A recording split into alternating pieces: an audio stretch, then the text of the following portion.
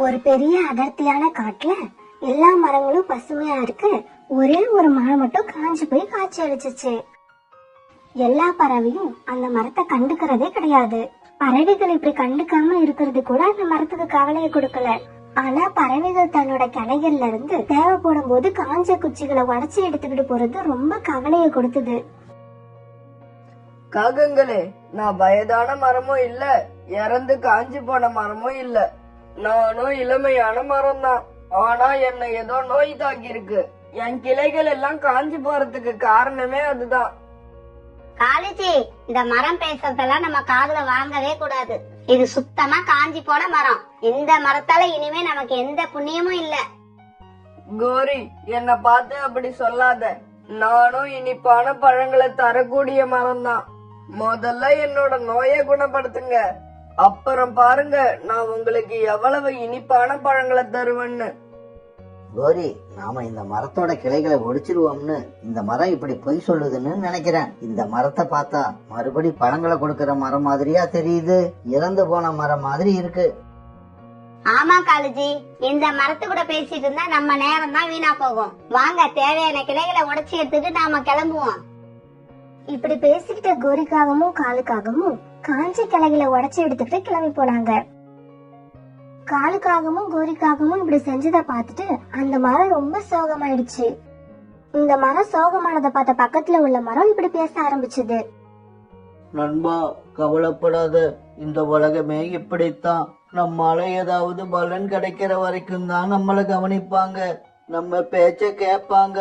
நம்மளால எந்த பலனும் இல்லைன்னு தெரிஞ்சு போயிடுச்சுன்னா நம்மளை கவனிக்கவே மாட்டாங்க. ஆனா நண்பா, நான் என்ன வயதாகி இறந்து போன மரமா? நானும் இளமையான மரம் தானே. என் நோயை யாராவது சரி பண்ணாங்கன்னா என்னால மறுபடியும் மாம்பழங்களை கொடுக்க முடியும். ரெண்டு மரங்களும் இப்படி பேசி மனசை ஆறுதல் படுத்திக்கிட்டு இருந்தாங்க. கோரி அக்கா, இந்த காய்ச்சி போன மரக்குச்சிகள் உங்களுக்கு எங்க இருந்து கிடைச்சது? நேத்து நான் பக்கத்து காடு வரைக்கும் போய் தேடி பார்த்துட்டேன், கிடைக்கவே இல்ல. சோனா, இனி நீ காஞ்ச கிளைகளை தேடி ரொம்ப தூரம் போக வேணாம். இது நம்ம காட்டுலயே கிடைக்குது. நிறைய பறவைகள் அந்த மரத்துல இருந்தா காஞ்ச கிளைகளை எடுத்துக்கிட்டு போறாங்க. நீயும் சீக்கிரம் போய் உனக்கு தேவையான மரக்கிளைகளை உடைச்சு எடுத்துக்கிட்டு போ. இல்லன்னா அந்த மரமே காலி ஆயிடும். அப்புறம் உனக்கு காஞ்சி போன கிளைகளே கிடைக்காது. நம்ம காட்டுல காஞ்சி போன மரமா? எந்த மரத்தை சொல்றீங்க? நோய் தாக்கி ஒரு மரம் காஞ்சி போயிருக்கே, அதையா சொல்றீங்க? ஆமா, அந்த மரத்தை தான் சொல்றோம். இந்த மரக்கிளைகள் கூட அந்த மரத்தோடதுதான். கோரி அக்கா, அந்த மரத்துல இருந்து இனிமே இப்படி கிளைகளை உடைச்சு எடுத்துட்டு வராதீங்க. அது ஒரு மாமரம், இனிப்பான மாம்பழங்களை கொடுக்க கூடியது. அந்த மரம் இப்ப நோய்வாய்ப்பட்டு இருக்கு. கூடிய சீக்கிரம் நான் அதை சரி பண்ணிடுவேன். சோனா, உனக்கு மரக்கிளைகள் தேவையில்லைன்னா நீ எடுக்காம இரு. அதை விட்டுட்டு எங்களை எடுக்காதுன்னு சொல்ல உனக்கு எந்த அதிகாரமும் இல்ல. அந்த மரம் சொல்ற கதையெல்லாம் நீ நம்பலாம், நாங்க நம்ப மாட்டோம். இதே மாதிரி எல்லா பறவைகளுமே சோனாவோட பேச்ச கேட்கவே இல்ல. அந்த மரத்து கிளைகளை உடைச்சு எடுத்துக்கிட்டு போய்கிட்டு தான் இருந்தாங்க. இதனால கவலையான சோனா நேரா அந்த மரத்துக்கிட்ட போச்சு. சோனா குருவி, இன்னும் கொஞ்ச நாள்ல என் உடம்புல எந்த கிளைகளுமே இருக்காதுன்னு நினைக்கிறேன். எந்த பறவையும் என் பேச்ச கேட்க மாட்டேங்குது. அதுக்காக நீ அழாத. நீ அழறத பாக்கும்போது மனசுக்கு ரொம்ப கஷ்டமா இருக்கு. நானும் எவ்வளவோ சொல்லி பாத்துட்டேன். உன்னோட நிலைமைய எந்த பறவையுமே புரிஞ்சுக்க மாட்டேங்குது. சோனா, எனக்கு ஒரு உதவி தேவைப்படுது. எனக்காக அதை செய்வியா? நீ அதை செஞ்சா நான் மறுபடியும் வலிமையான மரமா மாறிடுவேன்.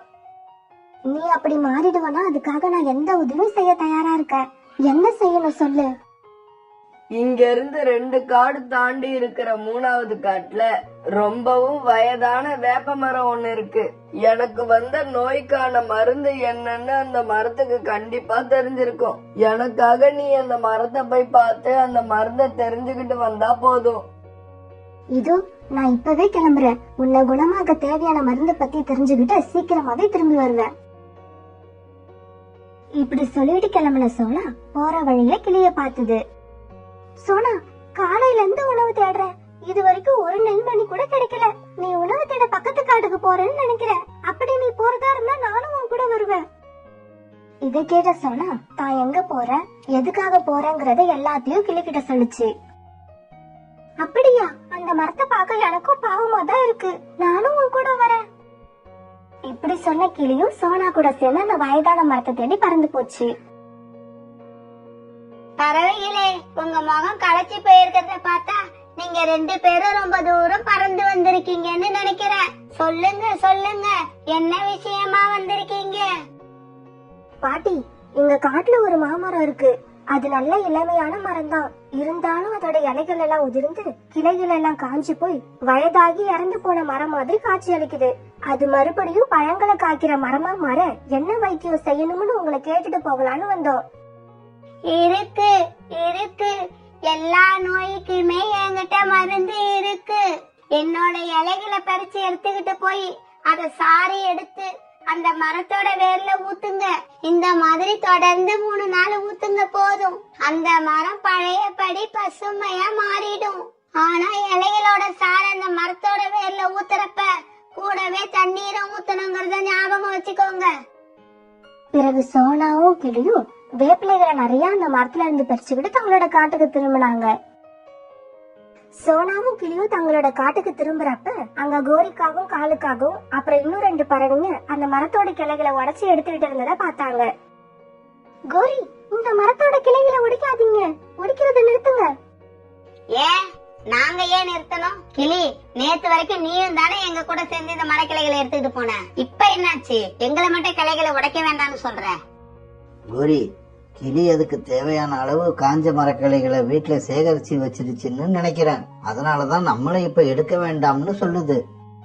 அப்படி இல்ல காலண்ணா, இன்னையில இருந்து இந்த மரத்துக்கு மருந்து தெளிக்க ஆரம்பிச்சிருக்கோம். இன்னும் கொஞ்ச நாள்ல இந்த மரம் பசுமையா மாறி பழங்களை கொடுக்க ஆரம்பிச்சிடும்.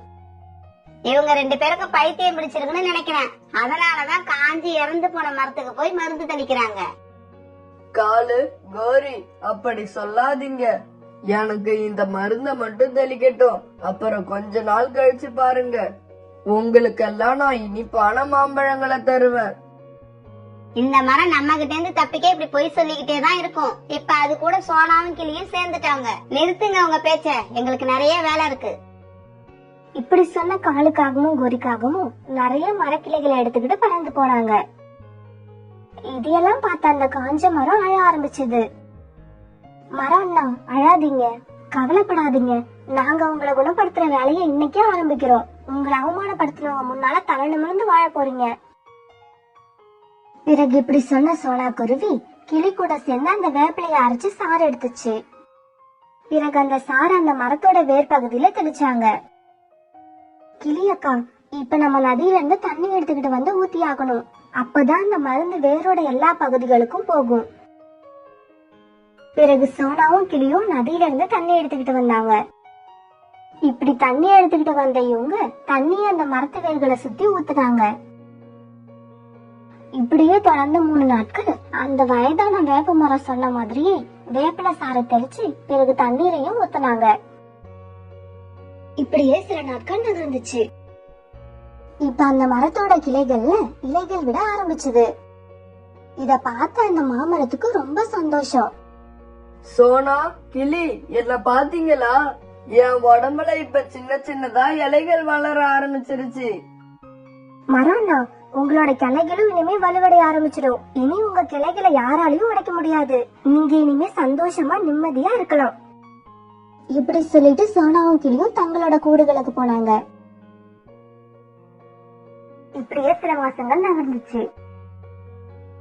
இப்ப அந்த காஞ்ச மரம் நம்பவே முடியாதபடி பளபளப்பா புது இலைகளோட பெரிய பெரிய மாம்பழங்களோட பார்க்க ரொம்ப அழகா காட்சி அளிச்சது.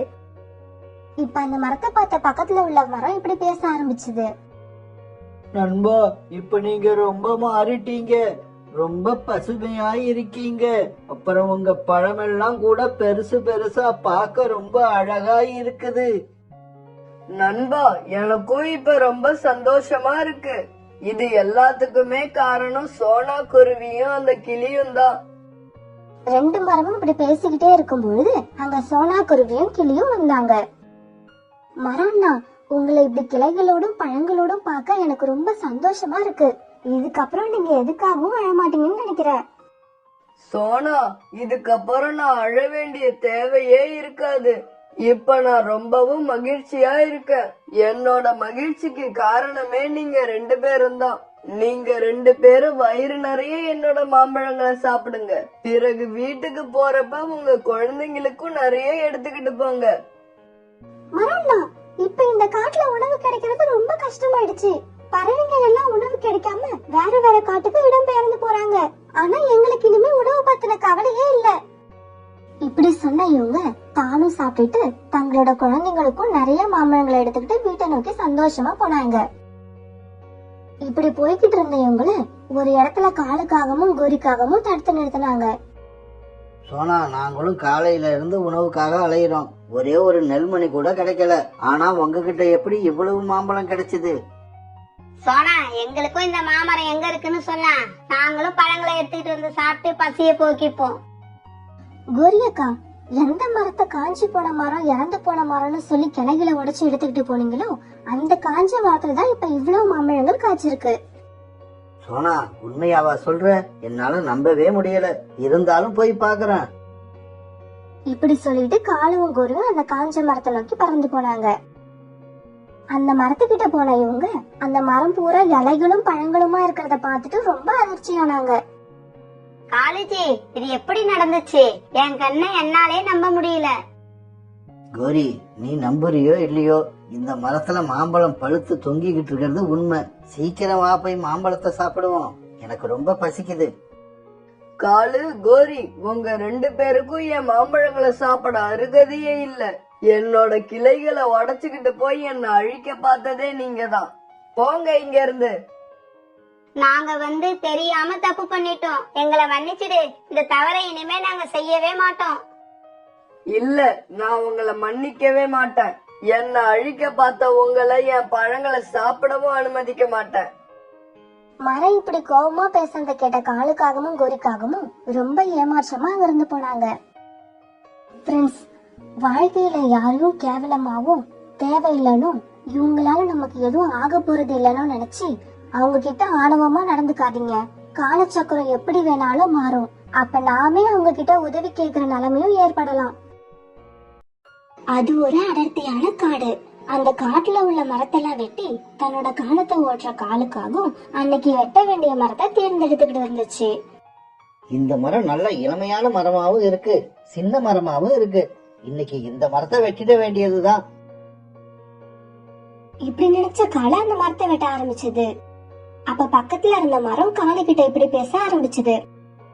விறகு வெட்டி அந்த மரத்தை வெட்டுறதை நிறுத்து. அது ரொம்ப சின்ன மரம், இளமையான மரம். இன்னும் நிறைய வருஷங்கள் வாழ்ந்து இந்த பூமிக்கு நிழலும் பறவைகளுக்கு உணவும் மனிதர்களுக்கு தேவையான ஆக்சிஜனையும் கொடுக்க வேண்டிய மரம். அதனால அந்த மரத்தை வெட்டாத. மத்தவங்களுக்கு நிழலும் உணவும் காத்தும் கொடுக்கிற இந்த மரத்தை வெட்டுனாதான் நான் என் மனைவி குழந்தையெல்லாம் வயிறார சாப்பிட முடியும். இந்த மரத்தை வெட்டலன்னா நாங்கெல்லாம் பசியால செத்துடுவோம். விறகு வெட்டி, உன்னை யாரும் சாக சொல்லல. பசியால யாரும் சாகிறத நான் விரும்பவும் மாட்டேன். இந்த காட்டுல இன்னும் கொஞ்சம் தூரம் உள்ள போ. அப்படி உள்ள போனா பல வருஷங்கள் வாழ்ந்து இறந்து போன மரங்கள், காய்ந்து போன மரங்கள் நிறைய இருக்கு. அதையெல்லாம் போய் வெட்டி எடுத்தா உன்னை யாரும் தடுக்க மாட்டாங்க. இப்படி இளமையான மரத்தை எல்லாம் வெட்டி எடுத்துக்கிட்டு போனா கூடிய சீக்கிரம் இந்த காடே பாலைவனமா மாறிடும். உன்னோட பேச்செல்லாம் கேட்க எனக்கு நேரம் இல்ல. இதையெல்லாம் வேற யார்கிட்டயாவது சொல்லு. கோரி இப்படி சொல்ல கால அந்த மரத்தை தொடர்ந்து வெட்டுச்சு. இப்படி வெட்டின மரத்தோட துண்டுகளை காலவும் கோரியும் எடுத்துக்கிட்டு பறந்து போனாங்க. அங்கிள் ஜி, ரொம்ப நாளா காலுவும் கோரியும் இப்படிதான் இளமையான மரங்களை வெட்டி எடுத்துக்கிட்டு போறாங்க. இத தடுக்கணும்னா இந்த விஷயத்தை எப்படியாவது காட்டு ராஜாவுக்கு தெரியப்படுத்தணும். அரண்மனையில இருந்து இப்பெல்லாம் இந்த காட்டு பக்கம் யாருமே வர்றதில்ல. அதனால இந்த தகவலை நம்ம எப்படி காட்டு ராஜா கிட்ட சொல்ல முடியும்? இப்படி சொல்லிட்டு 2 மரமும் கண்ணீர் விட்டு அழ ஆரம்பிச்சாங்க. தூரமான ஒரு இடத்துக்கு போக வந்துகிட்டு இருந்த சோனா குருவியும் கிளியும் ஓய்வெடுக்க ஒரு மரத்துல உட்கார்ந்தப்ப அந்த 2 மரங்களும் அழுதுகிட்டு இருந்ததை கவனிச்சாங்க. கிளியக்கா, அந்த பெரிய மரம் அழுதுகிட்டு இருக்கு, வாங்க போய் என்ன விஷயம்னு கேப்போம். இப்படி கிளம்பின இவங்க அந்த மரங்கள் இருக்க இடத்துக்கு வந்து சேர்ந்தாங்க. அங்கிள் ஜி, எதுக்கு அழுகுறீங்க? என்னாச்சு? சோனா குருவி இப்படி கேட்டதும் அந்த மரம் அழுதுகிட்டே காலகோரி வந்து மரத்தை வெட்டி எடுத்துக்கிட்டு போன கதைய சொல்லுச்சு. நீங்க எப்படியாவது இந்த விஷயத்தை காட்டு ராஜா கிட்ட போய் சொல்லுங்க. சொல்லி இளமையான மரங்களை வெட்ட வேண்டாம்னு காலு கோரிக்கிட்ட சொல்லுங்க. அங்கிள் ஜி, நீங்க அழாதீங்க. நாங்க இப்பயே போய் காட்டு ராஜாவை போய் பாக்குறோம். நீங்க சொன்ன விஷயத்த காட்டு ராஜாவுக்கும் தெரியப்படுத்துறோம். இப்படி சொல்லிட்டு சோனா குருவியும் கிளியும் அரண்மனையை நோக்கி பறக்க ஆரம்பிச்சாங்க. ராஜாஜி, காட்டுல இருக்கிற அந்த பெரிய மரம் ரொம்ப அழுவுது. விறகு வெட்டியான காலுக்காகவும் கோரிக்காகவும் காய்ந்த மரங்களை வெட்டாம இளமையான பச்சை மரங்களை வெட்டுறாங்களாம். ராஜாஜி, நீங்க தான் காலுக்காகத்துக்கும் கோரிக்காகத்துக்கும் இப்படி பச்சை மரங்களை வெட்ட தடை போடணும். சேவகர்களே, சீக்கிரம் போய் அந்த காலுக்காகத்தையும் கோரிக்காகத்தையும் அழைச்சிக்கிட்டு வாங்க. சோனா, கிளி, நீங்க 2 பேரும் இந்த விஷயத்தை உடனடியா என் கவனத்துக்கு கொண்டு வந்துட்டீங்க. அதுக்கு ரொம்ப நன்றி. காலுக்காகவும் கோரிக்காகன்றது உங்க 2 பேரோட பேரு தானே? நீங்க 2 பேருமே தொழிலுக்காக விறகு வெட்டுறவங்களா? ஆமா, நாங்க தான். அது எதுக்கு கேக்குறீங்க? பருந்து ராஜா உங்க 2 பேரையும் கையோட அழைச்சுக்கிட்டு வர சொல்லிருக்காரு. காலுஜி, ராஜாஜி எதுக்காக நம்ம 2 பேரையும் கூப்பிட்டு அனுப்பியிருக்காரு?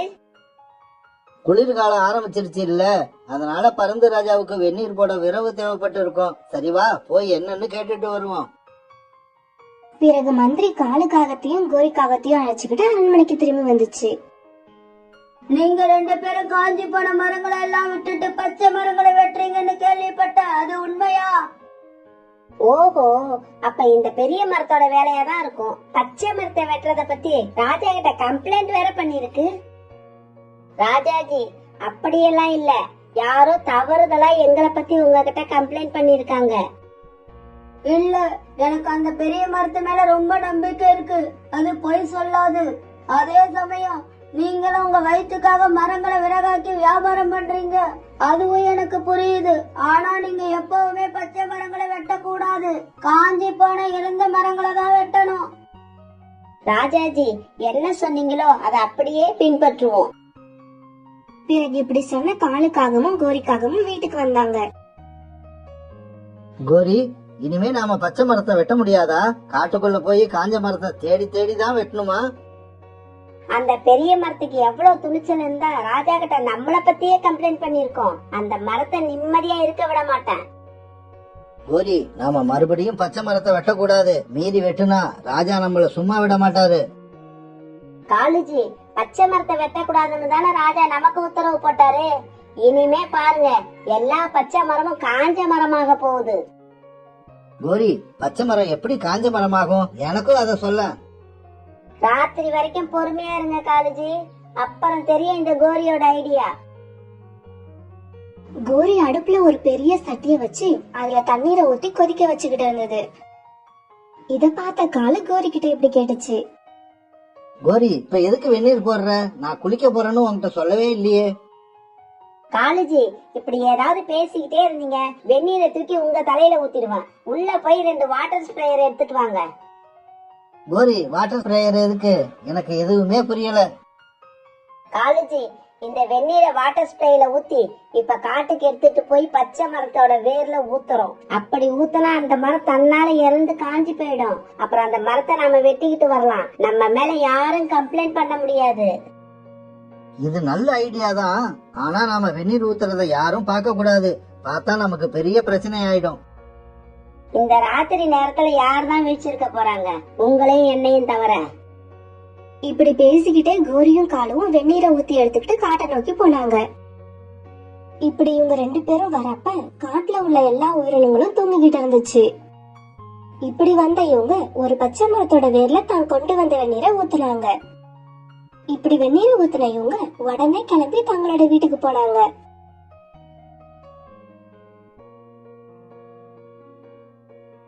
என்னோட உடம்பெல்லாம் எரியுதே, எனக்கு என்ன ஆச்சு? நேத்து ராத்திரி தூங்கும் போது நல்லா தானே இருந்தேன். இப்ப என் உடம்புல எந்த தெம்பும் இல்லையே. இங்கப்பா, தைரியமா இரு, அழாத. இப்ப குளிர்காலம், அதனால கூட இப்படி இருக்கும். எதுவா இருந்தாலும் நீ தைரியத்தை விட்டுறாத, துணிச்சலா இரு. இல்ல, என் உடம்புல இருந்த ஈரப்பதம் எல்லாமே போயிடுச்சு. என் இலைகளை என்னால நிறுத்தி வைக்க முடியல. அந்த மரம் அழுதுகிட்டு இருக்கும் போதே அந்த மரத்தோட இலைகள் கீழே விழுந்து மரமே இலைகள் இல்லாத மரமா மாறிடுச்சு. இப்ப கோரியும் காலுவும் கோடாரி எடுத்துக்கிட்டு மரம் வெட்ட அந்த காட்டுக்கு வந்தாங்க. நேத்து ராத்திரி வெந்நீர் ஊத்துன மரத்துக்கிட்ட வந்து நின்ன இவங்க இப்படி பேசிக்கிட்டாங்க. காலுஜி, இப்ப நம்ம பச்சை மரத்தை வெட்டல, காஞ்சி போன மரத்தை தான் வெட்ட போறோம். ஆமா ஆமா, அப்புறம் நாம பச்சை மரத்தை வெட்டிட்டோம்னு யாரும் நம்ம மேல கம்ப்ளைண்டும் பண்ண முடியாது. இப்படி சொல்லி சிரிச்ச காலுக்காகவும் கோரிக்காகவும் அந்த மரத்தை வெட்டி துண்டாக்கி எடுத்துக்கிட்டு போனாங்க. பிறகு மறுநாள்ல இருந்து காலுக்காகவும் கோரிக்காகவும் ராத்திரியில வெந்நீரை கொண்டு வந்து பச்சை மரத்தோட வேர்ல ஊத்துனாங்க.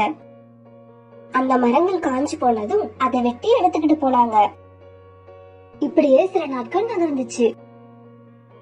காலுக்காகவும் கோரிக்காகவும் இப்படி பச்சை மரங்களை வெட்டி எடுத்துக்கிட்டு போனதால மரங்கள் ரொம்ப குறைஞ்சிருச்சு. காடு இப்படி ஆனதை பத்தி கேள்விப்பட்ட பரந்தராஜா மந்திரிகளை கூட்டி இப்படி பேசினாரு. இன்னையில இருந்து ராத்திரி 2 பேரும் பகல்ல 2 பேரும் அந்த காட்டை காவல் காக்கணும். மரங்கள் ஏன் இப்படி அழிஞ்சிட்டு வருதுன்னு எனக்கு உடனே பதில் வேணும். பரந்தராஜா இப்படி சொன்ன உடனே ஆந்த வீரர்கள் அந்த காட்டை ராப்பாகல காவல் காக்க ஆரம்பிச்சாங்க. இது தெரியாத காலுக்காகவும் கோரிக்காகவும் வழக்கம் போல வெந்நீரை எடுத்து வந்து ஒரு பச்சை மரத்து வேர்ல ஊத்துனாங்க. காவலுக்கு இருந்த ஆந்த வீரர்கள் அதை பாத்துட்டாங்க. ராஜாஜி, விறகு வெட்டியான காலுக்காகவும் கோரிக்காகவும் பச்சை மரத்தோட வேர்ல வெந்நீரை ஊத்துறாங்க. இதனால அந்த மரம் இறந்து காஞ்சி போயிடுது. உடனே அதை வெட்டிடுறாங்க.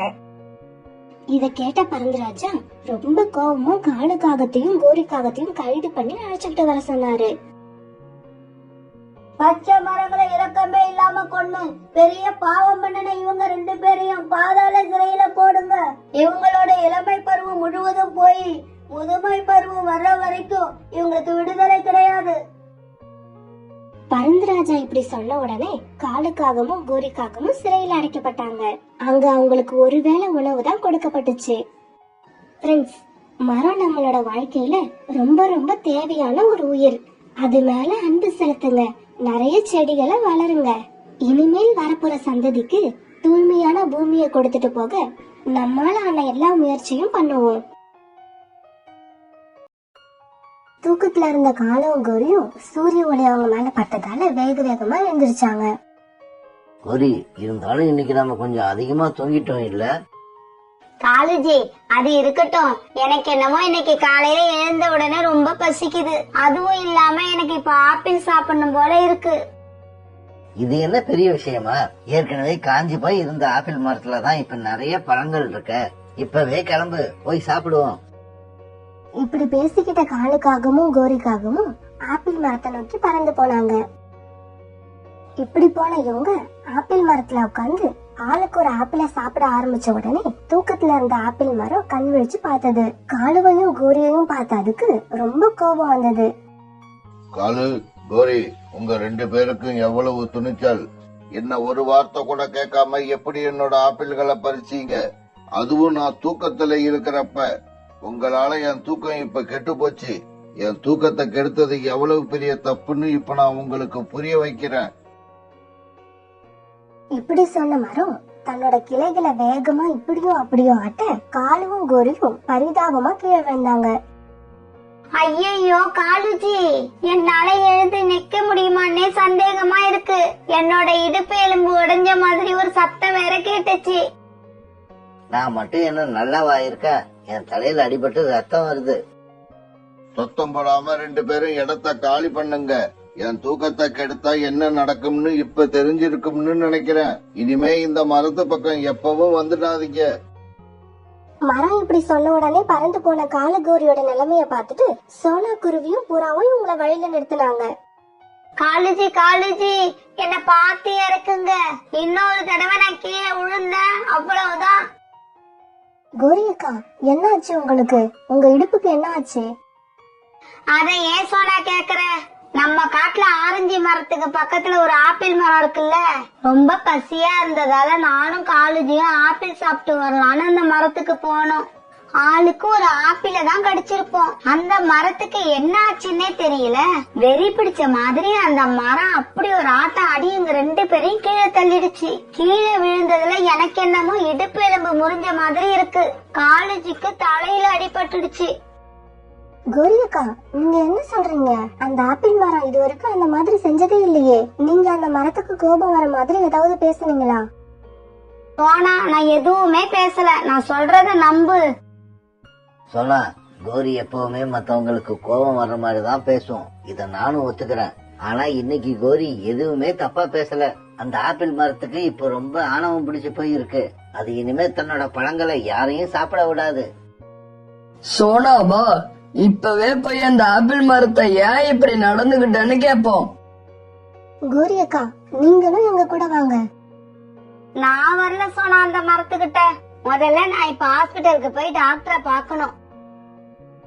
பிறகு புறாவும் சோனாவும் அந்த ஆப்பிள் மரத்துக்கிட்ட வந்தாங்க. புறாண்ணா, ஆப்பிள் மரம் தூங்கிட்டு இருக்கு. அதனால என்ன? இதோ இப்பவே நான் அதை எழுப்பி விடுறேன். எழுந்திரி மரமே, எழுந்திரி. நாங்க உன்னோட பழங்களை சாப்பிட வந்திருக்கோம். புறாவோட சத்தத்தால கண் விழிச்ச மரத்துக்கு புறாவையும் சோனாவையும் பார்த்த உடனே பயங்கர கோபம் வந்துச்சு.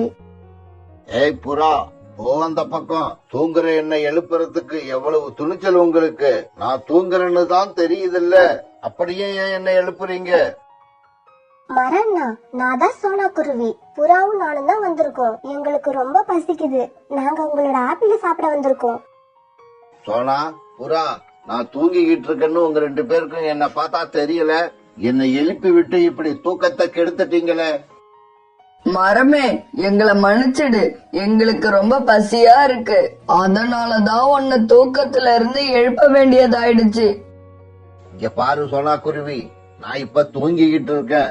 நீங்க ரெண்டு பேரும் இப்ப போயிட்டு இன்னும் கொஞ்சம் நேரம் கழிச்சு வாங்க. நான் எப்ப நல்லா கண் விழிச்சு இருக்கணும் அப்ப நீங்க என்னோட ஆப்பிள்களை சாப்பிடலாம். இப்படி சொன்ன மரம் உடனே கண்களை மூடி தூங்க ஆரம்பிச்சிடுச்சு. சோனா, நம்ம இப்ப என்ன பண்றது? மரம் மறுபடியும் தூங்க ஆரம்பிச்சிடுச்சு. அதனால பரவாயில்ல புறானா, நாம இன்னும் கொஞ்ச நேரம் கழிச்சு வருவோம். அப்ப கண்டிப்பா ஆப்பிள் மரம் விழிச்சிருக்கும். இப்ப நாம கிளம்புவோம். இப்படி சொல்லிட்டு சோனா குருவியும் புறாவும் அங்கிருந்து கிளம்புனாங்க. அப்படி கிளம்புனவங்க காலுக்காகத்தோட வீட்டுக்கு போனாங்க. திரும்பி வந்த புறாவையும் சோனாவையும் பார்த்த காலுக்காகவும் கோரிக்காகவும் கிண்டல் பண்ணாங்க. என்ன புறா, வயிறு முட்டை ஆப்பிள் சாப்பிட்டு வர்ற மாதிரி இருக்கு. சோனா, நீ இருந்தாலும் ரொம்ப மோசம். எங்களுக்கும் கொஞ்சம் ஆப்பிள் பறிச்சுக்கிட்டு வந்திருக்கலாம். நீங்க ரெண்டு பேரும் சொன்னது சரிதான். அந்த ஆப்பிள் மரத்துக்கு கொஞ்சம் ஆணவம் வந்திருக்கிறது உண்மைதான். அப்படி இல்ல புறாண்ணா, அது தூக்கத்துல இருந்து எழுந்தா எல்லாரையும் பழம் சாப்பிட அனுமதிக்கும்னு நான் நம்புறேன். சோனா, உனக்கு நல்ல மனசு இருக்கிறதால நீ எல்லாரையும் நல்லவங்களாவே நினைக்கிற. மரம் நல்லா தூங்கி எழுந்திருச்சதுக்கு அப்புறம் ஒரு தடவை போய் முயற்சி பண்ணி பாரு. உனக்கு உண்மை என்னன்னு அப்பதான் தெரியும். சரி புறாண்ணா, வாங்க போவோம். மரம் இந்நேரம் நல்லா தூங்கி வீழ்ச்சிருக்கும்னு நினைக்கிறேன். பிறகு புறாவும் சோனா குருவியும் அந்த ஆப்பிள் மரத்துக்கிட்ட போனாங்க. மரம் இப்பவும் நல்லா தூங்கிக்கிட்டு தான் இருந்துச்சு. சோனா குருவி மறுபடியும் மரத்தை தூக்கத்துல இருந்து எழுப்புச்சு. மரம் புறாவையும் சோனாவையும் பார்த்துட்டு மறுபடியும் கோபமாயிடுச்சு. மறுபடியும் ரெண்டு பேரும் வந்துட்டீங்களா? உங்களுக்கெல்லாம் ஒரு தடவை சொன்னா புரியாது. மறுபடி வந்து என் தூக்கத்தை கெடுத்துக்கிட்டே இருக்கீங்க. மரம்னா, நாங்க கொஞ்சம் ஆப்பிள் பறிச்சுக்கிறோம். அதுக்கப்புறம் நீங்க உங்களோட இஷ்டம் போல தூங்கலாம். இல்ல, அது முடியாது. என் மனசுல எப்ப படுதோ அப்பதான் உங்களை ஆப்பிள்களை பறிக்க அனுமதி கொடுப்பேன். நாளைக்கு வந்து பாருங்க, அப்ப கூட நான் கொடுக்கணும்னு நினைச்சாதான் கொடுப்பேன். காலண்ணா சொன்னது உண்மைதான் போல இருக்கு.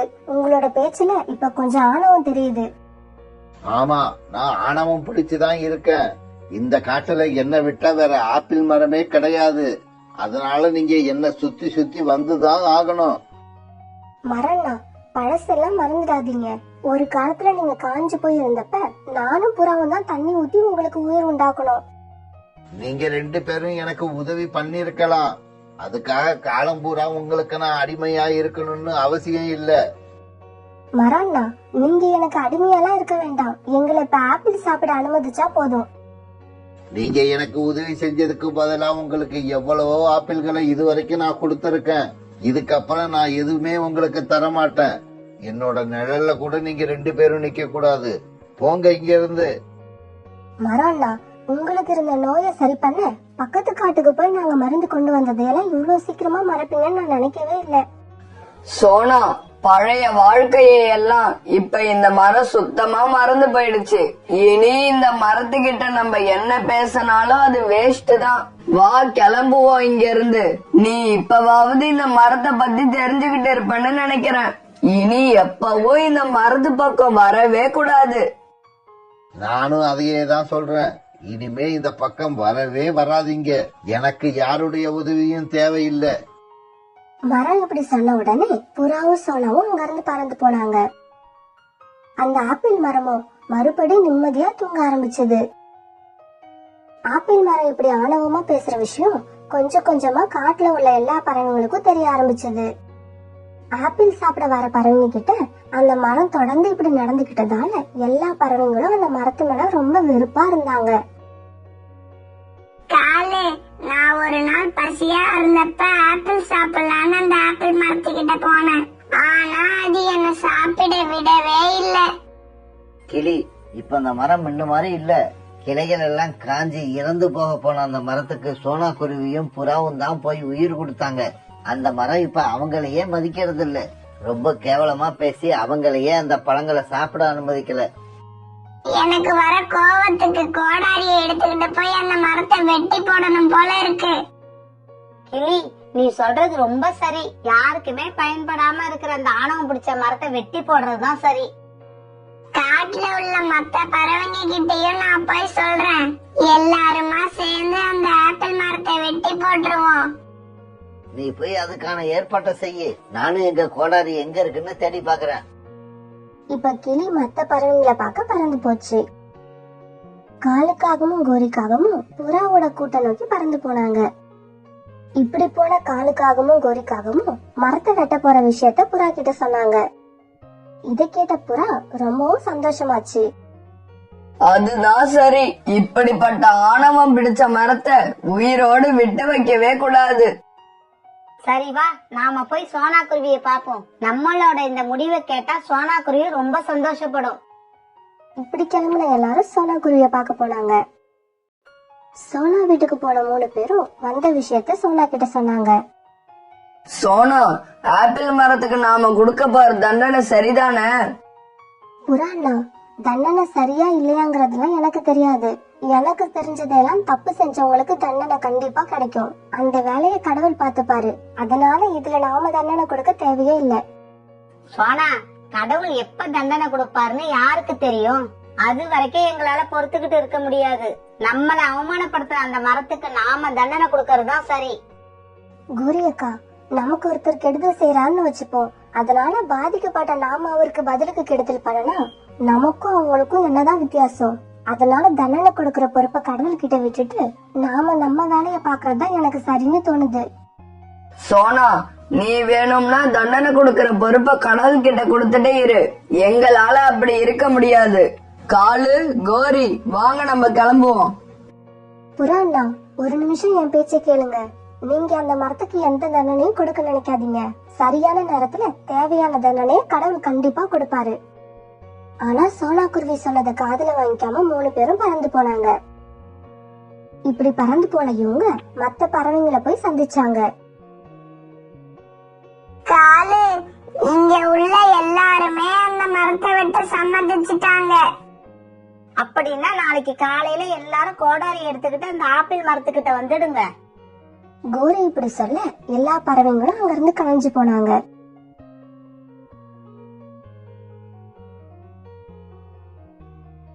ஏற்கனவே பேசிக்கிட்டபடி எல்லா பறவைங்களும் கோடாரி எடுத்துக்கிட்டு அந்த ஆப்பிள் மரத்தை நோக்கி பறந்தாங்க. இப்படி பறந்த அந்த ஆப்பிள் மரத்துக்கிட்ட போய் உட்கார்ந்த இவங்க அந்த மரத்தை பார்த்துட்டு ரொம்ப அதிர்ச்சி ஆயிட்டாங்க. ஏன்னா அந்த மரத்தை ஏற்கனவே யாரோ வெட்டி போட்டு இருந்தாங்க.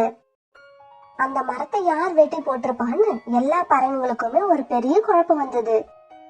கிளி, நீ தான் அந்த மரத்து மேல ரொம்ப கோபமா இருந்த. அதனால ராத்திரியே வந்து வெட்டி போட்டுட்டியா? இல்ல இல்ல, எனக்கு என்னவோ கோரிக்காக மேலதான் சந்தேகமா இருக்கு. கோரிக்காகம் கூட ஆப்பிள் மரத்து மேல ரொம்ப கோபமா இருந்தது.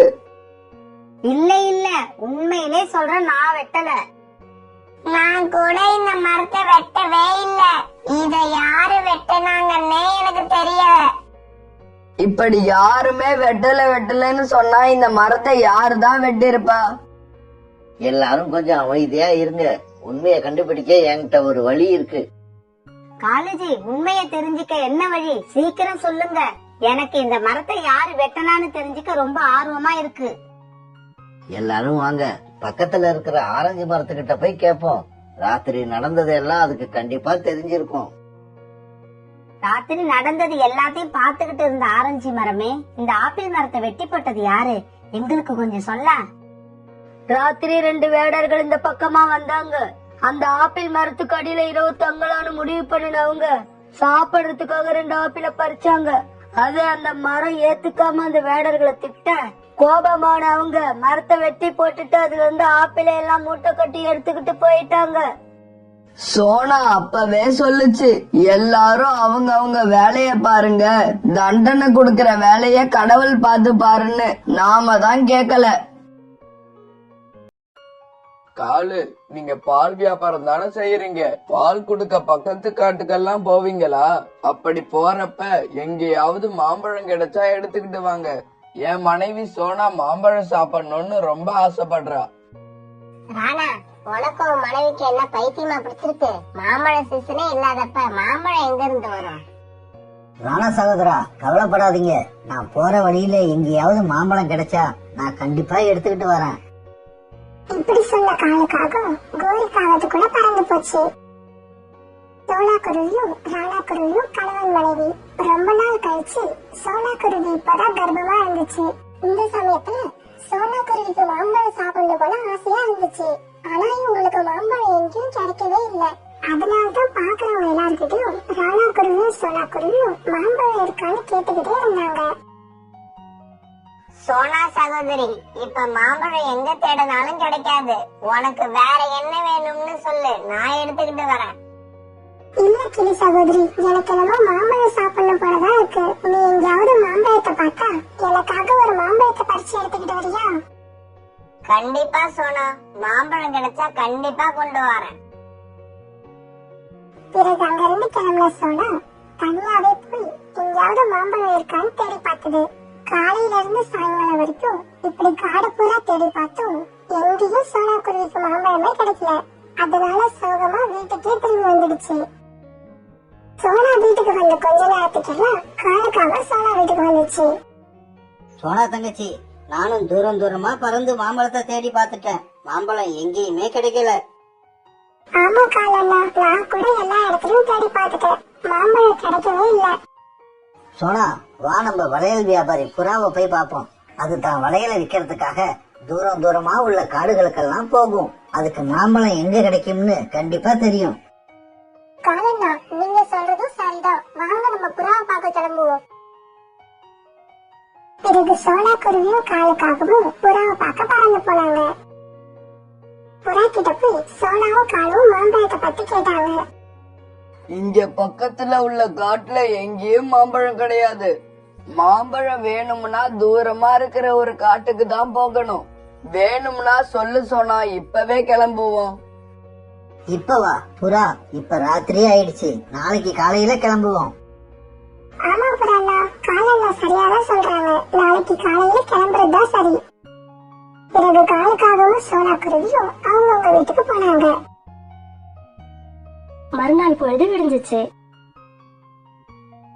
ராணா, நீங்க எப்போதும் போல வேலைக்கு போங்க. நான் புறா அண்ணன் கூட போய் மாம்பழம் இருக்கான்னு பாத்துட்டு வரேன். சோனா, பார்த்து பத்திரமா போயிட்டு வா. இப்படி சொன்ன ராணா கிளம்பி போக சோனா மற்ற பறவைங்களை பார்க்க போச்சு. இப்படி கிளம்புன பறவைகள் எல்லாரும் ஒரு இடத்துல ஒன்னா சேர்ந்தாங்க. இப்படி வந்த பறவைங்க எல்லாம் உணவும் எடுத்துக்கிட்டு வந்திருந்தாங்க. பிறகு எல்லாரும் பறக்க ஆரம்பிச்சாங்க. ரொம்ப தூரமா பறந்து போனாங்க. ரொம்ப உயரமாவும் பறந்து போனாங்க. நண்பர்களே, என் கண்ணுக்கு மாம்பழம் எங்கேயுமே தென்படல. நாம அநேகமா வெறுங்கையோட தான் திரும்புவோம்னு நினைக்கிறேன். காலுவுக்கு பறந்து பறந்து களைச்சு போயிடுச்சுன்னு நினைக்கிறேன். அதனாலதான் இப்படி பேசுது. இப்படி இவங்க பேசிக்கிட்டே தங்களோட காட்டை விட்டு ரொம்ப தூரம் வந்துட்டாங்க. பறந்து எல்லா பறவைகளும் கழிச்சு போயிட்டாங்க. எனக்கு வியர்வை ரொம்ப அதிகமா வருது. ஆமா ஆமா, நானும் ரொம்ப களைச்சுதான் போயிட்டேன். எங்கேயாவது போய் உட்காரலாம் வாங்க. பிறகு எல்லாரும் ஒரு நதிக்கரையில போய் உட்கார்ந்தாங்க. இங்க சாப்பிட்டுட்டு ஒரு 10 நிமிஷம் உட்கார்ந்தாதான் என்னால அடுத்து பறக்க முடியும். ஆமா ஆமா, நானும் அதே நிலைமையில தான் இருக்கேன். பிறகு எல்லாரும் நதியில் தண்ணீர் குடிச்சாங்க. கொண்டு வந்த இந்த உணவை சாப்பிட்டாங்க. சாப்பிட்டதுக்கு அப்புறம் எல்லா பறவைகளும் அந்த மரத்தடியிலேயே கொஞ்ச நேரம் படுத்து ரெஸ்ட் எடுத்தாங்க. சரி சரி, நேரமாச்சு, கிளம்புங்க. மாமரங்கள் உள்ள தோட்டம் இங்க பக்கத்துல தான் இருக்கு. புறா இப்படி சொன்ன உடனே எல்லா பறவைகளும் எழுந்து மறுபடியும் பறக்க ஆரம்பிச்சாங்க. பிறகு அவங்களுக்கு தூரமா இருந்த ஒரு மாந்தோப்பு கண்ணுல தென்பட்டுச்சு. எல்லாரும் அந்த மாந்தோப்புக்கு போய் பார்த்தாங்க. ஆனா அங்க உள்ள மாமரங்கள்ல ஒரு மாம்பழம் கூட இல்ல. இத பார்த்து எல்லாரும் ரொம்ப சோகமாயிட்டாங்க. நாம இப்ப இவ்வளவு தூரம் பறந்து வந்தது வேஸ்டா போயிடுச்சு. அட்லீஸ்ட் சோனாவுக்கு ஒரே ஒரு மாம்பழம் கிடைச்சிருந்தா கூட மனசுக்கு நிம்மதியா இருந்திருக்கும். அதுவும் இல்ல. நான் என்னவோ ஏகப்பட்ட மாம்பழங்கள் இருக்கும், நிறைய சாப்பிடலாம்னு நினைச்சுக்கிட்டு வந்தேன். ஆனா சோனா சாப்பிட கூட ஒரு மாம்பழம் இல்லை இங்க. சோனா, இப்ப வேற வழியே இல்ல. நீ இன்னும் 3 மாச காலம் வெயிட் பண்ணி தான் ஆகணும். அதுக்கு அப்புறம் தான் மாம்பழம் கிடைக்கவே சான்ஸ் இருக்கு. ஆமா சோனா, காலு சொல்றது உண்மைதான். 3 மாசத்துக்கு அப்புறம் இங்க வந்தா மாம்பழம் கிடைக்கும். பிறகு அங்கிருந்து எல்லாரும் கிளம்பி போனப்ப சோனாக்குருவியோட பார்வை ஒரு மரத்துல உள்ள இலைகளுக்கு இடையில போச்சு. அந்த மரத்துல உள்ள இலைகளுக்கு இடையில தங்க மாதிரி ஒரு மாம்பழம் ஜொலிச்சுக்கிட்டு இருக்காத சோனாக்குருவி பார்த்துடுச்சு. உடனே ரொம்ப சந்தோஷமான சோனாக்குருவி அந்த மாம்பழத்துக்கிட்ட போச்சு. சோனாக்குருவி பின்னாலேயே எல்லாரும் போனாங்க. நண்பர்களே, எனக்கு மாம்பழம் கிடைச்சிருச்சு, எனக்கு மாம்பழம் கிடைச்சிருச்சு. இந்த பழம் இலைகளுக்கு அடியில இருந்ததாலதான் இது மேல யாரோட பார்வையும் படல. உனக்காகவே இந்த பழம் இருந்திருக்கு. சோனா, முதல்ல மாம்பழம் சாப்பிடணும்னு ஆசைப்பட்டதே நீதான். அதனால இந்த பழத்தை நீயே சாப்பிடு. இல்ல காலண்ணா, நான் இதை இங்க சாப்பிட விரும்பல. வீட்டுல போய் உட்காந்து அமைதியா சாப்பிடலாம்னு நினைக்கிறேன். சோனா, நீ சொல்றதும் சரிதான். இத வீட்டுக்கு எடுத்துட்டு போய் சாப்பிடுறதுதான் சரி. பிறகு எல்லாரும் தங்களோட காட்டுக்கு திரும்பி வந்தாங்க. நண்பர்களே, எல்லாரும் என் வீட்டுக்கு வாங்க. இந்த மாம்பழத்தை கட் பண்ணி 4 பேரும் சாப்பிடுவோம்.